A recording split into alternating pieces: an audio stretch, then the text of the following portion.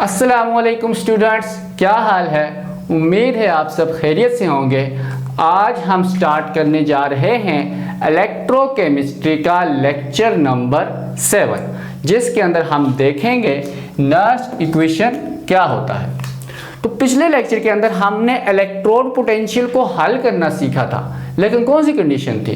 Standard condition थी कि अगर हमारे पास कंसंट्रेशन 1 मोलर होगी, टेम्परेचर 25 डिग्री सेल्सियस होगा और प्रेशर 1 एटम होगा, तब हम किसी भी सेल का पोटेंशियल जो हल करेंगे वो कौन सा होगा? स्टैंडर्ड इलेक्ट्रोड पोटेंशियल होगा। वो कौन सा पोटेंशियल होगा? Standard electrode potential. लेकिन नेक्स्ट इक्वेशन असल में नॉन स्टैंडर्ड इलेक्ट्रोड पोटेंशियल को हल करने के लिए हमारे पास क्या है? एक इक्वेशन है। तो उसकी अगर हम डिफिनेशन की तरफ आए तो वो हमारे पास क्या है? It is fundamental electrochemical relationship. ये क्या है? एक रिलेशनशिप है जो किसके लिए इस्तेमाल होती है? इलेक्ट्रोड पोटेंशियल को हल करने के लिए। किसका? हाफ सेल का इलेक्ट्रोड पोटेंशियल या फिर सेल पोटेंशियल ऑफ इलेक्ट्रोकेमिकल, किसी भी इलेक्ट्रोकेमिकल सेल का सेल पोटेंशियल। इलेक्ट्रोकेमिकल सेल कौन से होते हैं? जिसके अंदर हमारे पास केमिकल एनर्जी इलेक्ट्रिकल एनर्जी के अंदर क्या होती है? कन्वर्ट होती है। हम या तो इलेक्ट्रोड पोटेंशियल हल कर सकते हैं, ठीक है, किसका? हाफ सेल का, या फिर सेल पोटेंशियल पूरे केमिकल सेल का। किसका? पूरे केमिकल सेल का हम क्या कर सकते हैं? सेल पोटेंशियल को क्या कर सकते हैं? हल कर सकते हैं। कौन सी कंडीशन के अंदर? Under non standard condition. कौन सी कंडीशन हमारे पास होंगी? Non standard. इसमें हमारे पास छूट होती है कि हमारे पास टेम्परेचर इंक्रीज हो या डिक्रीज हो, हमारे पास कंसंट्रेशन ज्यादा हो या कम हो, हमारे पास प्रेशर इंक्रीज करे या क्या हो? डिक्रीज कर जाए। तो हमारे पास जो इक्वेशन मेन इक्वेशन है वो है E equal to E not minus 0.059 divided by N log of product divided by reactant. लेकिन आपकी बुक के अंदर जो इक्वेशन है ना, उसके अंदर यहाँ पे क्या लिखा हुआ है? प्लस लिखा हुआ है। क्या लिखा हुआ है? प्लस, जो क्या है? गलत है। ठीक है, तो इसको आपने क्या कर देना है? ठीक कर देना है। तो सबसे पहले हम इसकी इक्वेशन, मेन जो इक्वेशन है वो तो ये है, जिसको आपने क्या करना है? याद करना है। जिसको क्या करना है? आपने याद करना है। लेकिन आपकी बुक के अंदर सबसे पहले जो इक्वेशन दी हुई है वो क्या है?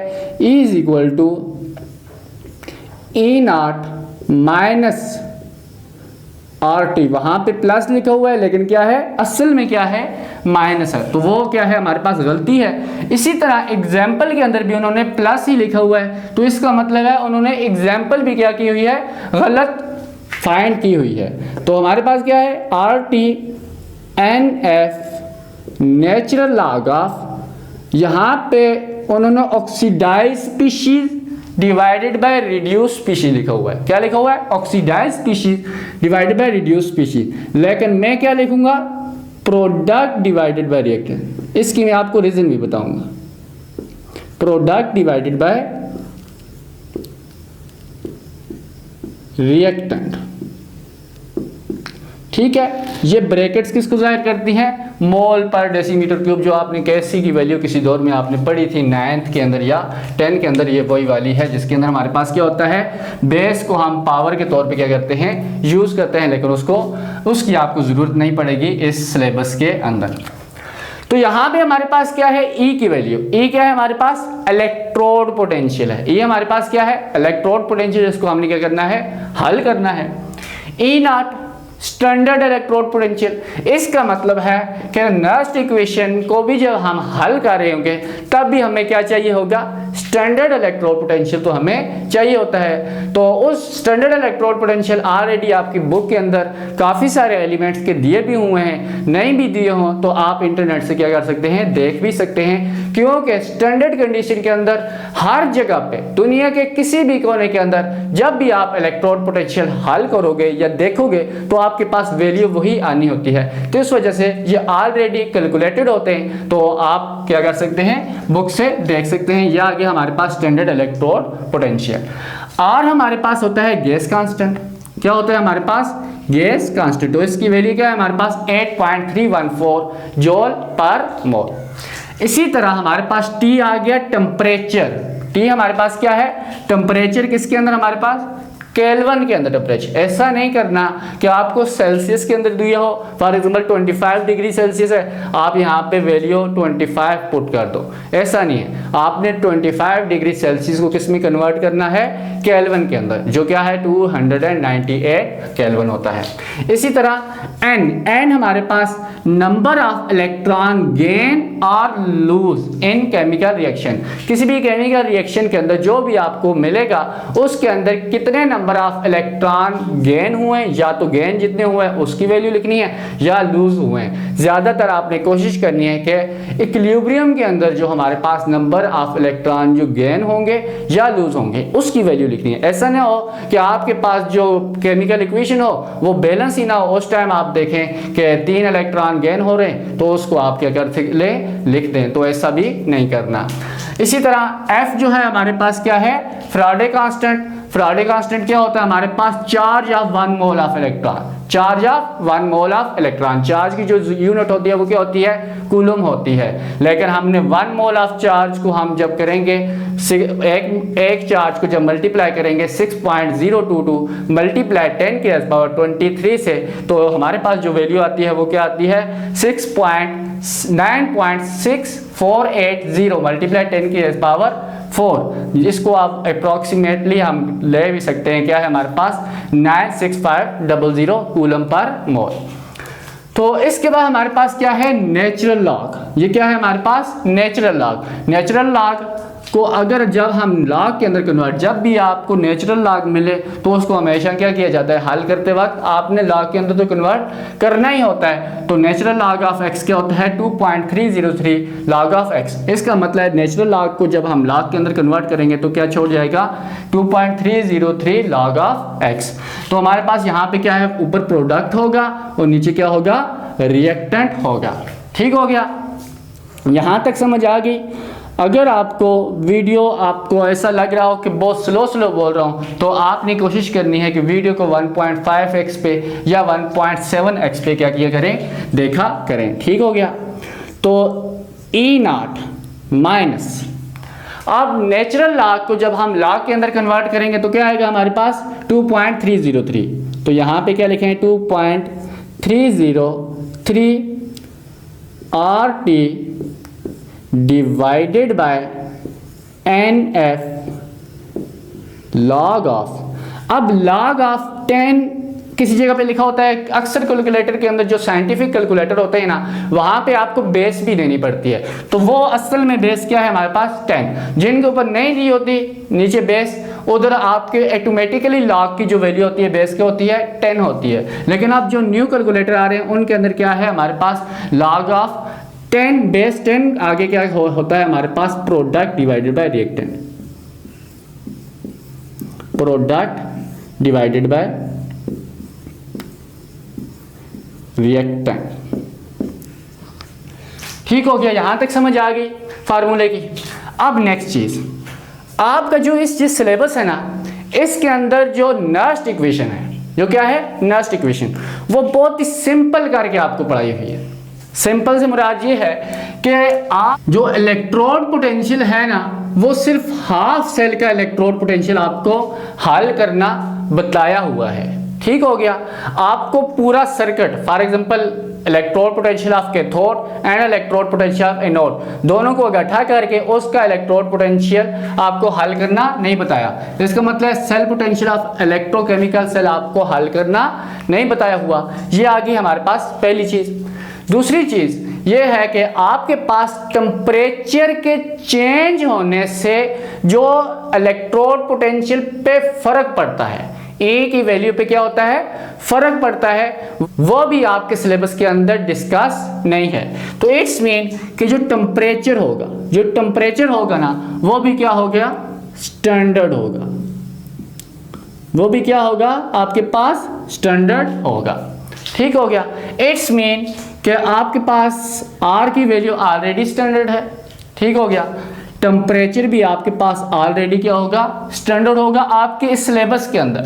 ठीक है। वैसे इसके चेंज होने से भी इलेक्ट्रोड पोटेंशियल पे फर्क पड़ता है और उसके लिए भी आपको क्या करना पड़ता है, जतन करने पड़ते हैं। वो काफ़ी लंबा काम है, लेकिन आपका जो सिलेबस है उसके अंदर क्या है, बहुत ही ज़्यादा आसान है। हाफ सेल का सेल पोटेंशियल आपको हल करना बताया हुआ है, इसी वजह से उन्होंने आगे ऑक्सीडाइज स्पीशीज या रिड्यूस स्पीशीज भी दी हुई है। ठीक है, इसका मतलब हमारे पास एफ भी क्या होगा, कांस्टेंट होगा।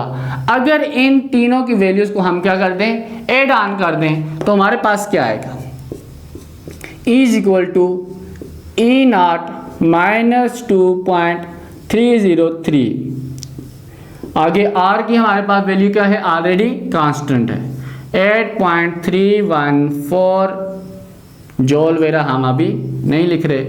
टेम्परेचर आपके पास स्टैंडर्ड है, तो इसका मतलब आपके पास क्या होगा, 298 केल्विन। 298 केल्विन का मतलब क्या है, 25 degree Celsius divided by n तो जाहिर है हर इक्वेशन में क्या होगा, चेंज होगा। और f की वैल्यू भी क्या है आपके पास 96500 कूलम। तो अगर इन तमाम वैल्यूज को आगे क्या है हमारे पास, log of product divided by reactant, इन तमाम वैल्यूज को आपको हल करना पड़े तो आपके पास E की वैल्यू आएगी E is equal to E not minus 0.059 divided by n, आगे log of product divided by reactant. अब यहाँ पे प्रोडक्ट डिवाइडेड बाय रिएक्टेंट लिखा हुआ है, ना कि oxidize species divided by reduce species. इसकी मेन रीजन ये है कि जो असल में जो इक्वेशन हमारे पास नर्स्ट इक्वेशन है उसके अंदर यूज होता है प्रोडक्ट डिवाइडेड बाय रिएक्टेंट। लेकिन आपके इस सिलेबस के अंदर हम किसको पढ़ रहे हैं, इलेक्ट्रोड पोटेंशियल। हम किसको सिर्फ पढ़ रहे हैं, इलेक्ट्रोड पोटेंशियल की हमने क्या करनी है, नर्स्ट इक्वेशन करनी है। सिर्फ उसके कंसंट्रेशन को हमने चेंज करना है, टेम्परेचर को भी हमने क्या करना है, स्टैंडर्ड रखना है। तो उस केस में हम oxidize species divided by reduce species भी रख सकते हैं। लेकिन उसमें एक मसला है कि हमारे पास जो E है ना, ये वाली जो E की वैल्यू है, इसको हम ऑक्सीडेशन इलेक्ट्रोड पोटेंशियल के तौर पे भी यूज कर सकते हैं और रिडक्शन इलेक्ट्रोड पोटेंशियल के लिए भी क्या कर सकते हैं, यूज कर सकते हैं। तो उस टाइम हमारे लिए एक छोटी सी दिक्कत आती है। वो दिक्कत ये आती है कि जब हम ऑक्सीडेशन इलेक्ट्रोड पोटेंशियल के लिए यूज कर रहे होते हैं तब हमारे पास ऑक्सीडाइज स्पीशी ऊपर आती है और डिवाइडेड बाय हमारे पास क्या होता है, रिड्यूस स्पीशी होता है। लेकिन जब हम रिडक्शन पोटेंशियल को देख रहे होते हैं, क्या देख रहे होते हैं, रिडक्शन पोटेंशियल को, तब हमारे पास प्रोडक्ट हमारे पास क्या बनता है, रिड्यूस्ड स्पीशी बनती है, डिवाइडेड बाय हमारे पास क्या हो जाता है, ऑक्सीडाइज स्पीशी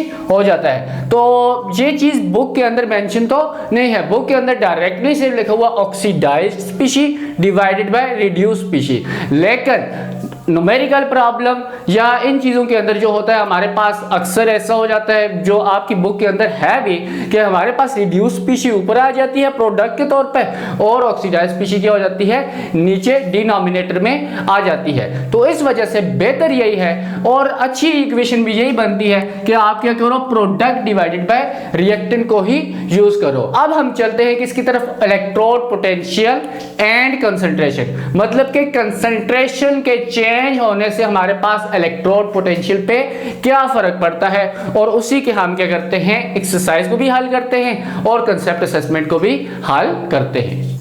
तो हमारा जो नेक्स्ट टॉपिक है वो है इलेक्ट्रोड पोटेंशियल एंड कंसंट्रेशन। तो चलें इसको स्टार्ट करते हैं। लेट्स से हम दोबारा से क्या करते हैं, एक कंटेनर लेते हैं।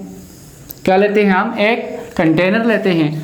उसके अंदर क्या मौजूद है हमारे पास, 1 molar solution of copper sulphate, 1 molar solution of copper sulphate, और उसके अंदर डिप किया हुआ है किसको, कॉपर के इलेक्ट्रोड को। किसके इलेक्ट्रोड को, कॉपर के इलेक्ट्रोड को क्या किया हुआ है, डिप किया हुआ है। तो आपको पता है स्टार्टिंग में क्या होगा, यहाँ पे कॉपर और सल्फेट Cu2 पॉजिटिव और SO4 2 नेगेटिव। इनकी तादाद 1 मोलर थी तो कंसंट्रेशन इनकी क्या थी, बिल्कुल बराबर थी। जब हमने क्या किया, इसको इसके अंदर डिप किया, इलेक्ट्रोड को क्या किया, डिप किया, तो उस टाइम क्या हुआ, इन कॉपर ने इस इलेक्ट्रोड से क्या करना शुरू कर दिया, इलेक्ट्रॉन्स को गेन करना शुरू कर दिया।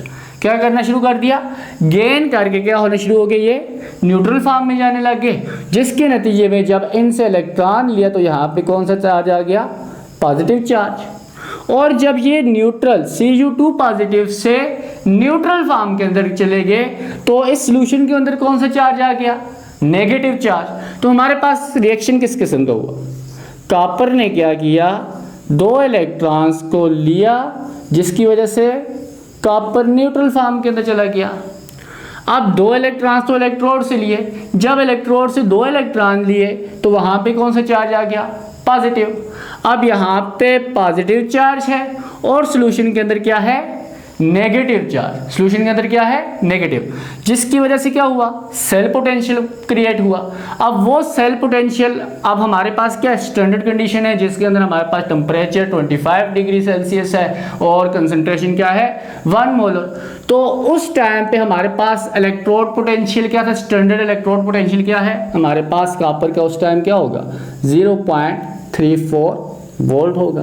कितना होगा, प्लस 0.34 वोल्ट ऑक्सीडेटिव पोटेंशियल होगा या रिडक्टिव पोटेंशियल। ये क्या है, Cu2 पॉजिटिव से न्यूट्रल फॉर्म के अंदर गया है तो ये क्या है, रिडक्टिव पोटेंशियल। रिडक्टिव पोटेंशियल कितना है, 0.34 वोल्ट। और एट द सेम टाइम तो यहाँ पे हम लिख देते हैं Cu, बल्कि किस तरह, इलेक्ट्रोड पोटेंशियल की तरह लिख देते हैं, ए कॉपर कहाँ से 2 प्लस से क्या हुआ है, Cu पे गया तो उस टाइम उसका इलेक्ट्रोड पोटेंशियल क्या था, प्लस 0.34 वोल्ट। इसी तरह उस टाइम पे उसका रिडक्टिव पोटेंशियल कितना होगा, फॉर एग्जांपल कॉपर का कोई न्यूट्रल फॉर्म के अंदर मौजूद है, उसने क्या किया, 2 इलेक्ट्रॉन्स को लूज किया और कहा Cu2 पॉजिटिव की फॉर्म में चला गया तो वो उसका क्या होगा, ऑक्सीडेटिव पोटेंशियल। तो Cu न्यूट्रल से क्या हुआ, Cu2 पॉजिटिव की फॉर्म में, तो वो क्या होगा, -0.34 वोल्ट। स्टार्टिंग में इसका रिडक्शन का प्रोसेस तो बहुत तेज़ हुआ, जाहिर है यहाँ पे जितने ज़्यादा पॉजिटिव चार्ज थे उन्होंने इससे इलेक्ट्रॉन लेना शुरू कर दिया, खुद न्यूट्रल होना शुरू हो गए और यहाँ पे क्या हो गया, पॉजिटिव चार्ज की तादाद इलेक्ट्रोड के अंदर ज़्यादा होगी, नेगेटिव की तादाद इसके अंदर। तो थोड़ी ही देर बाद क्या होगा, ये रिएक्शन स्टॉप हो जाएगा। क्यों, क्योंकि जब सॉल्यूशन के अंदर नेगेटिव आयन की तादाद बहुत ज़्यादा हो जाएगी तो वो तो पहले तो ये इस कॉपर के सॉल्यूशन को या कॉपर के आयन को ऊपर जाने से रोकेंगे, ठीक है, और जब ऊपर पॉजिटिव तादाद ज़्यादा होगी तो ये भी पॉजिटिव तादाद को क्या करेंगे, रिपेल करेंगे, जो हमने पिछले टॉपिक के अंदर डिस्कस भी हमने किया था। तो जब ये सॉल्यूशन इस कंडीशन में आ गया तो उसको क्या कहेंगे, हम इक्विलिब्रियम स्टेज कहेंगे। कौन सा स्टेज कहेंगे, हम इक्विलिब्रियम स्टेज कहेंगे। कि एक भी अगर एक कॉपर Cu2 पॉजिटिव अगर इधर से 2 इलेक्ट्रॉन्स को लेगा जिसकी वजह से Cu न्यूट्रल बने, एट द सेम टाइम दूसरा कॉपर जो न्यूट्रल फॉर्म के अंदर सॉल्यूशन के अंदर मौजूद था उसी टाइम वो क्या करेगा, 2 इलेक्ट्रॉन्स को लूज करके क्या बन जाएगा, Cu2 पॉजिटिव की फॉर्म में चला जाएगा। ये कौन सी स्टेज है, इक्विलिब्रियम स्टेज। कि अगर ये वाला रिएक्शन फॉरवर्ड की तरफ जाएगा उसी टाइम बैकवर्ड रिएक्शन भी क्या हो जाएगा, ऑटोमेटिकली परफॉर्म हो जाएगा। तो लेट्स से अगर हम क्या करें, कंसंट्रेशन ऑफ आयन को क्या करते हैं, चेंज कर दें।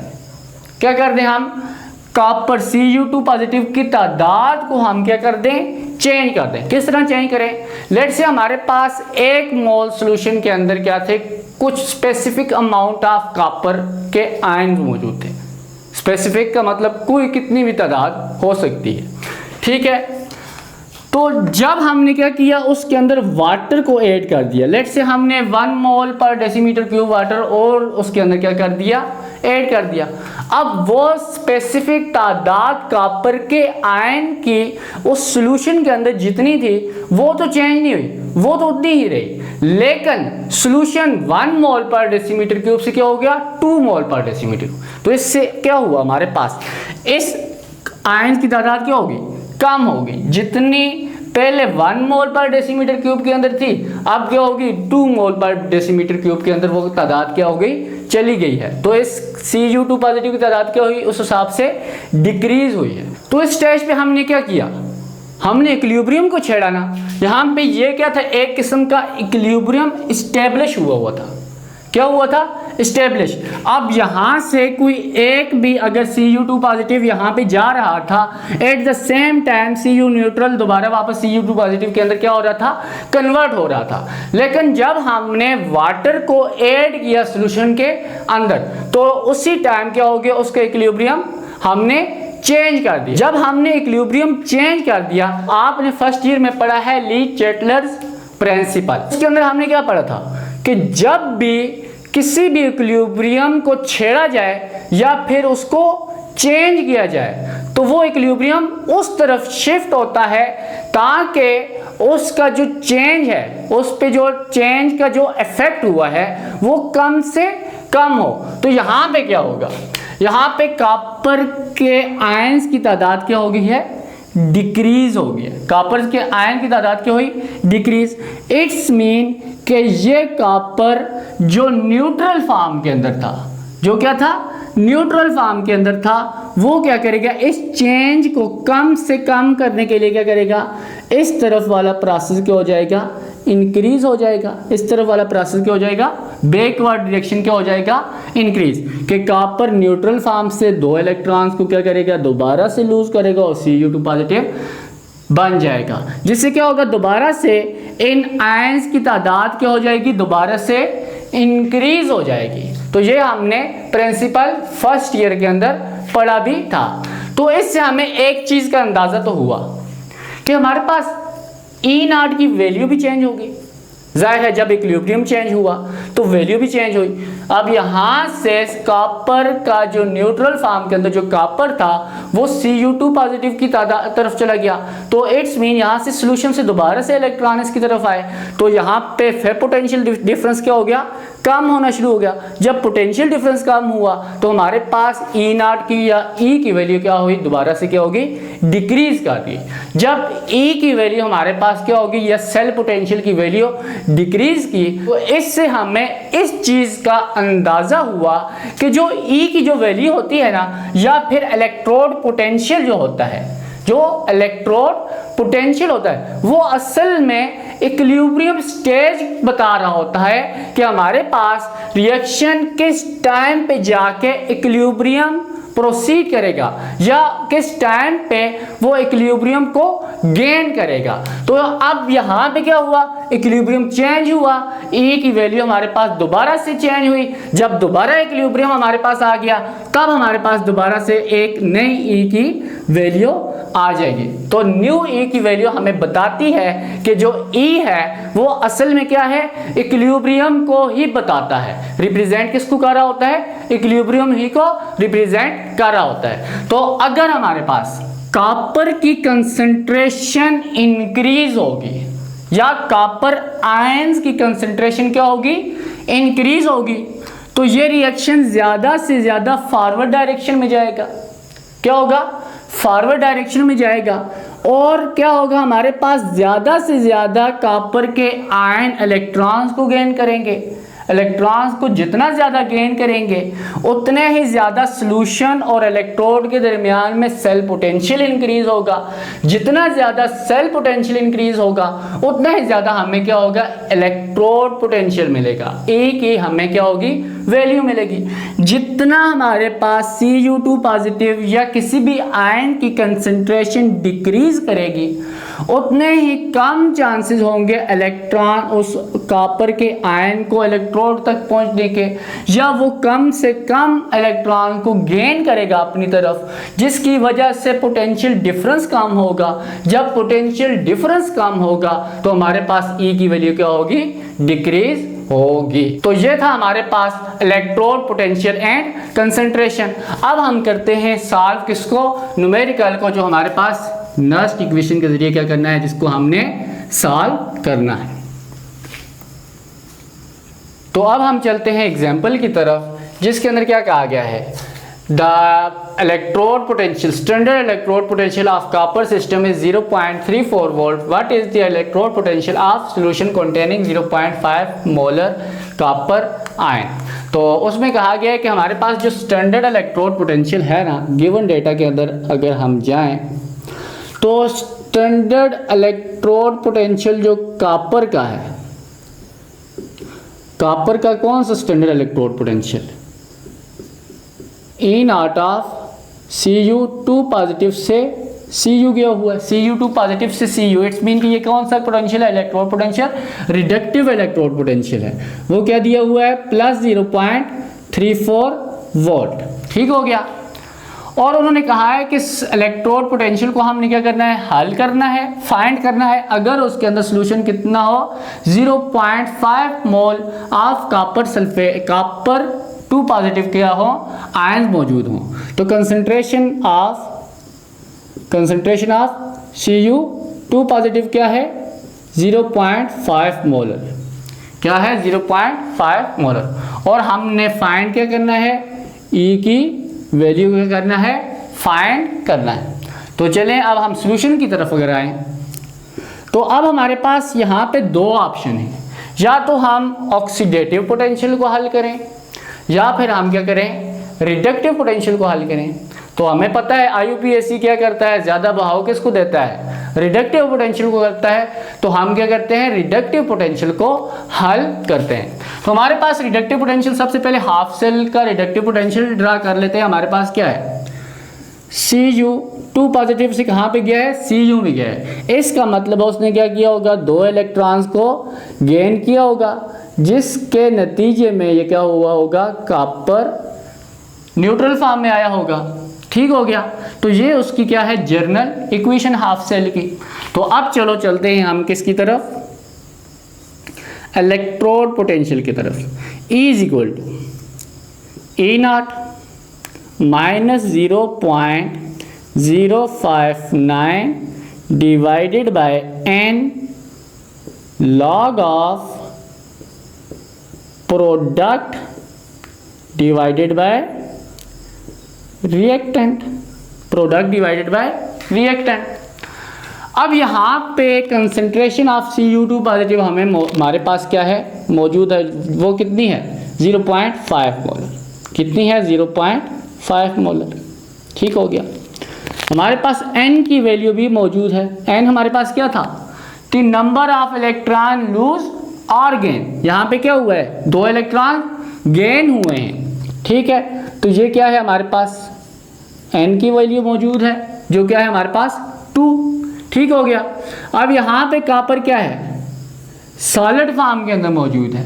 और आपको पता है केमिकल इक्विलिब्रियम के अंदर आई गेस मौजूद था टॉपिक, जिसके अंदर क्या था, सॉलिड फॉर्म या प्योर लिक्विड, उसकी कंसंट्रेशन हमेशा क्या होती है, यूनिटी होती है। तो इसकी कंसंट्रेशन क्या है, 1 है। इसकी कंसंट्रेशन क्या है, 1 है। ये क्या है, प्रोडक्ट है, ये क्या है, रिएक्टेंट है। ठीक हो गया। इट्स मीन कि इसके अंदर मौजूद तमाम चीज़ों की वैल्यू हमारे पास क्या है, मौजूद है। तो हमने क्या करना है, सिर्फ वैल्यूज़ को पुट करना है। तो हमारे पास वैल्यू क्या आएगी, इधर नीचे लिख देते हैं, E is equal to E0 हमारे पास क्या है, 0.34 माइनस 0.059 डिवाइडेड बाय n हमारे पास क्या है, 2 लॉग ऑफ प्रोडक्ट। अब यहाँ पे हमारे पास प्रोडक्ट क्या है, कॉपर है। प्रोडक्ट क्या है, कॉपर। और उसकी हमने क्या करनी है, कंसंट्रेशन ही लिखनी है। तो हम Cu लिखने से कोई फ़ायदा नहीं है, एक स्टेप ही क्या हो जाएगा, इंक्रीज हो जाएगा। और यहाँ पे क्या करना है, कंसंट्रेशन ऑफ Cu2 पॉजिटिव, नीचे क्या है, रिएक्टेंट है, कंसंट्रेशन ऑफ रिएक्टेंट है। तो हम डायरेक्टली क्या कर देते हैं, कंसंट्रेशन लिख देते हैं। Cu2 पॉजिटिव लिखने की ज़रूरत इतनी ख़ास नहीं है। अब आपकी बुक के अंदर क्या था, oxidize species divided by reduce species. Oxidize species तो यहाँ पे क्या है, Cu2 पॉजिटिव। अगर हम उस एग्जाम्पल को देखते हैं ऑक्सीडाइज स्पीशीज वाली, तो यहाँ पे हमें क्या लिखना पड़ता, 0.5 लिखना पड़ता, और नीचे क्या लिखना पड़ता, 1 लिखना पड़ता। उस केस में हमारे पास हमें जो ई नॉट की वैल्यू, ई की वैल्यू सॉरी किसकी वैल्यू मिलती, ई की वैल्यू मिलती, वो ऑक्सीडेटिव पोटेंशियल की मिलती। किसकी मिलती, ऑक्सीडेटिव पोटेंशियल। उस केस में हमारे पास जो ये वाली इक्वेशन होती ना वो इस तरह होती, Cu neutral plus 2 electron gain किए जिसकी वजह से क्या बन गया, Cu2 पॉजिटिव बन गया।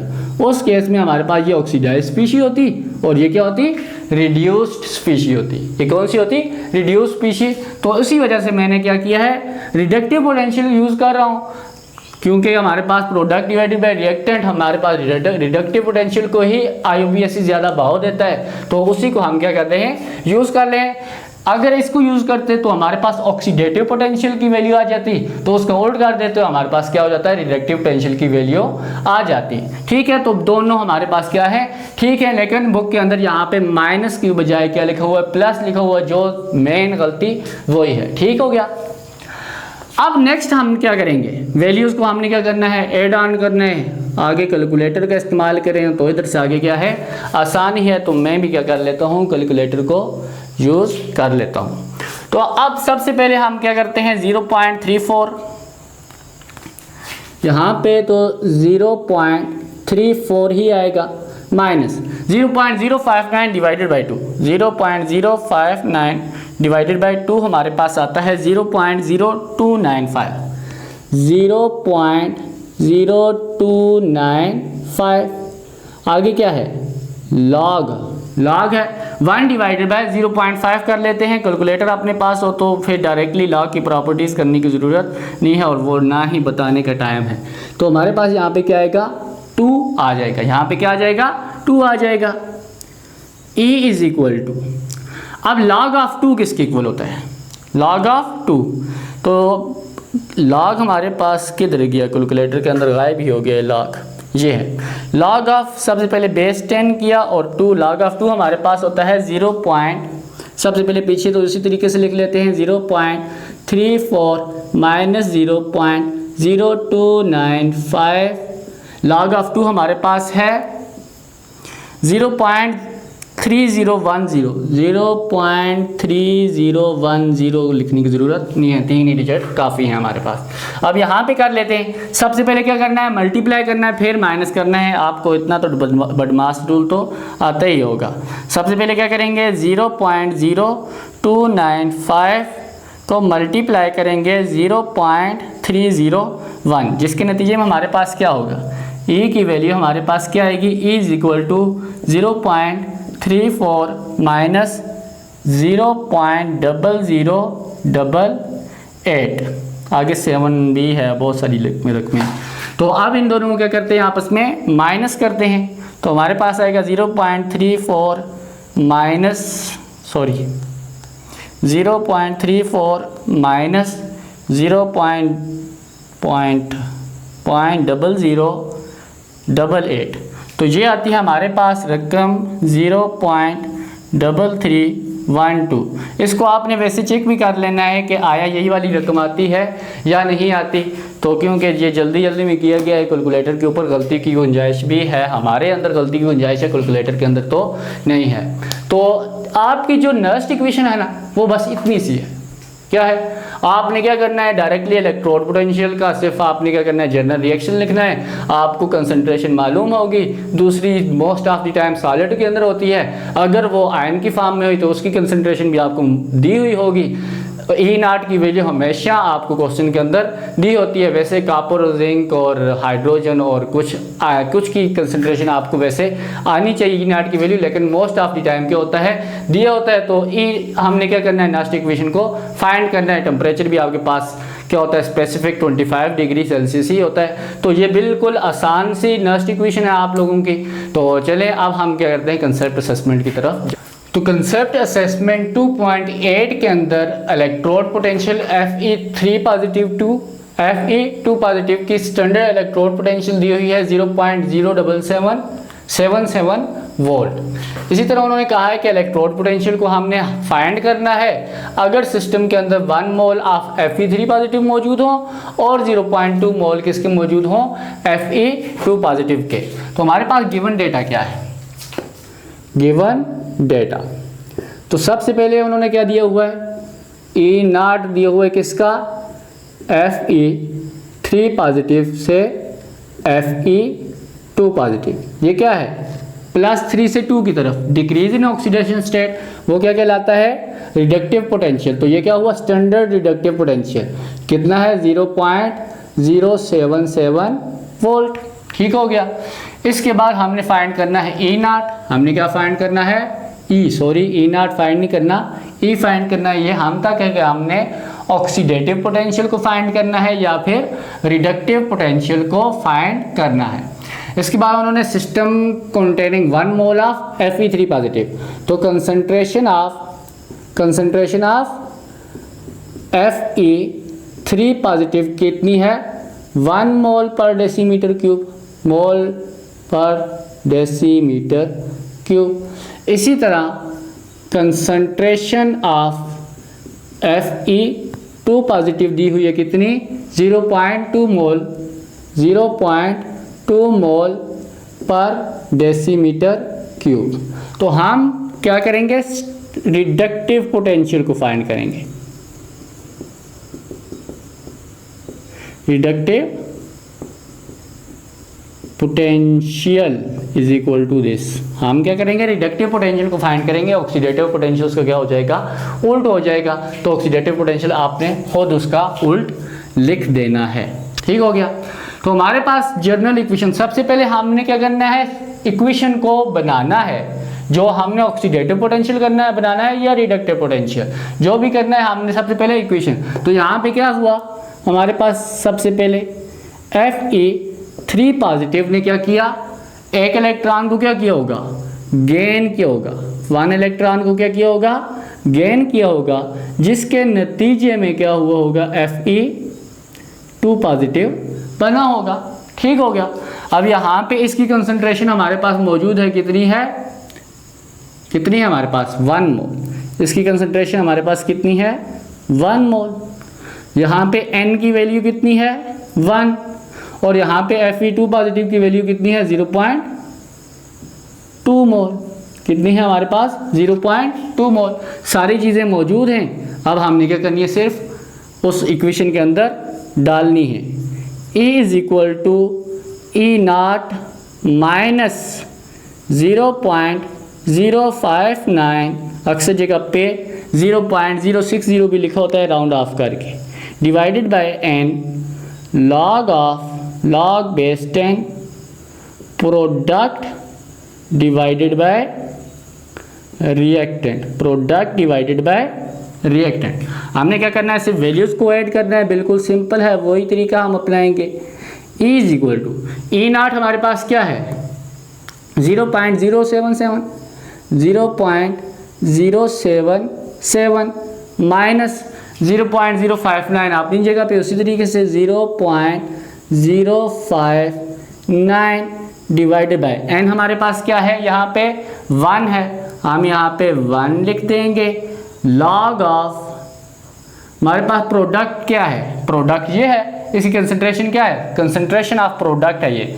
तो यहाँ पे क्या है कंसंट्रेशन 0.2 मोल, तो मोल पर डेसीमीटर क्यूब स्क्वायर ब्रैकेट उसी को शो करती हैं। रिएक्टेंट की कंसंट्रेशन क्या है हमारे पास 1 है, तो डिवाइडेड बाय 1 हो जाएगा। ठीक हो गया।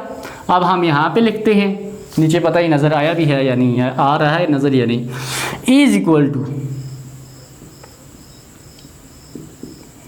0.077 माइनस 0.059 डिवाइडेड बाय 1 0.059 ही होता है। अब 0.2 डिवाइडेड बाय 1 भी 0.2 ही होता है। तो हम डायरेक्टली क्या करेंगे लॉग ऑफ 0.2 करेंगे। क्या करेंगे हम log of 0.2, log of base 10 यहाँ पे क्या करेंगे 0.2 हमारे पास आता है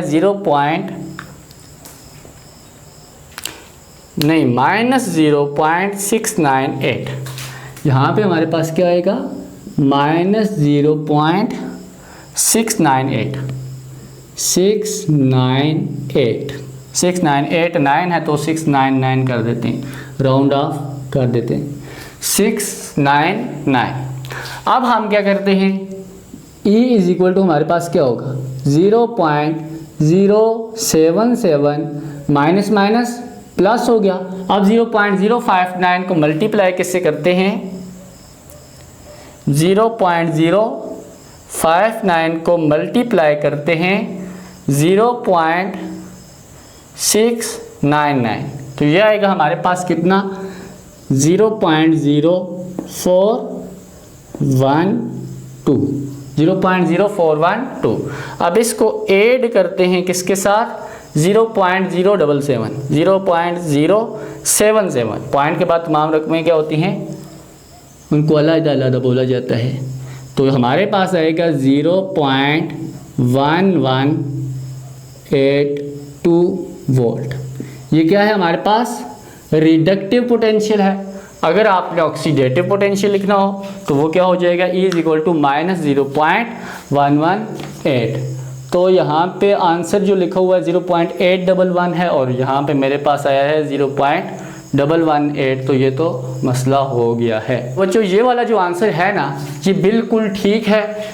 आपकी बुक के अंदर जो 0.811 वोल्ट लिखा हुआ है वो उस हिसाब से कि अगर यहाँ पे प्लस डाला होता, जो बुक के अंदर आपकी इक्वेशन है नेक्स्ट इक्वेशन उसमें क्या है प्लस है ना, तो अगर प्लस डाला होता तो तब उस हिसाब से हमारे पास वो वाला आंसर आता 0.811 वोल्ट। लेकिन हमें पता है वो इक्वेशन गलत है, तो आपने क्या करना है इसी तरीके से चलना है, तो हमारे पास आंसर 0.1182 ही आएगा। तो ये था आज का हमारा लेक्चर जिसके अंदर हमने नेक्स्ट इक्वेशन और उसके 2 एग्जाम्पल को भी देखा है। तो उम्मीद है आपको लेक्चर पसंद आया होगा। अगर लेक्चर पसंद आया है तो आप लाइक करें, सब्सक्राइब करें। तो मिलते हैं नेक्स्ट लेक्चर के अंदर, तब तक के लिए अल्लाह हाफिज़।